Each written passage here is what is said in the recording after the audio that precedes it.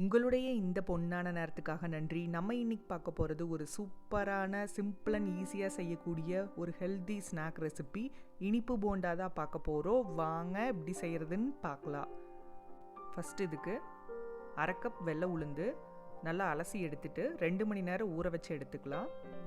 இந்த மாதிரி நல்லா ஊறினதும் நம்ம இந்த தண்ணியெல்லாம் வடித்து எடுத்துட்டு இது ஒரு மிக்ஸி ஜாருக்கு மாற்றிடலாம். இது கூட 2 ஏலக்காய் சேர்த்து நல்லா பருபருன்னு அரைச்சி எடுத்துக்கலாம், தண்ணியெல்லாம் விடாமல். இங்கே பாருங்கள், இந்த மாதிரி.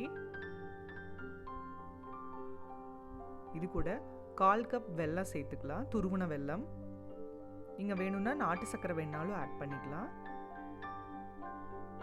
அடுத்து 2 ஸ்பூன் துருவின தேங்காய் உள்ள சேர்த்துட்டு தண்ணியெல்லாம் விடாமல் நல்லா நைஸாக அரைச்சி எடுத்துக்கலாம். நம்ம இந்த வெல்லம் இருக்கிறதுனால அரைக்கும் போது இந்த மாதிரி லூஸாக தான் வரும்.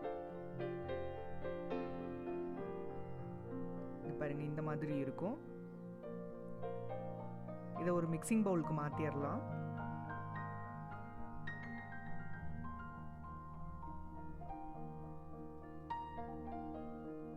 மாற்றிட்டு இது கூட 2 ஸ்பூன் அரிசி மாவு சேர்த்துக்கலாம். சேர்த்துட்டு இது எல்லாத்தையும் நல்லா மிக்ஸ் பண்ணிக்கலாம். 2 ஸ்பூன் ஆட் பண்ணும்போது கரெக்டாக இருக்கும். இல்லை உங்களுக்கு இன்னும் கொஞ்சம் தேவைப்பட்டதுன்னா இன்னொரு ஸ்பூன் கூட நம்ம அரிசி மாவை ஆட் பண்ணிக்கலாம்.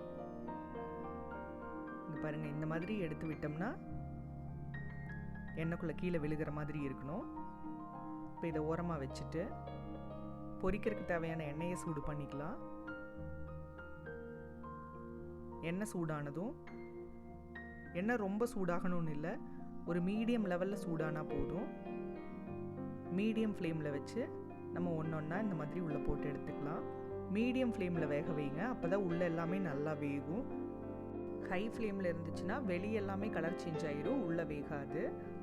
ஒரு சைடு வெந்ததும் நம்ம திருப்பி போட்டு வேக வைக்கலாம். இப்போ 2 சைடும் நல்லா கலர் சேஞ்ச் ஆயிடுச்சு. இந்த ஸ்டேஜில் நம்ம எண்ணெயெல்லாம் வடிச்சிட்டு வெளியே எடுத்துடலாம்.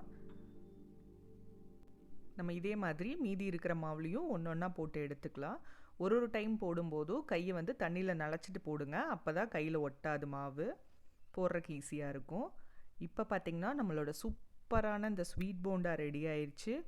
இது பார்த்திங்கன்னா சிம்பிள் அண்ட் ஈஸியாக செஞ்சிடலாம். நீங்களும் வீட்டில் ட்ரை பண்ணி பாருங்கள். அறுசுவைகளும் சங்கமிக்கட்டும் அனைவரது இல்லங்களிலும்.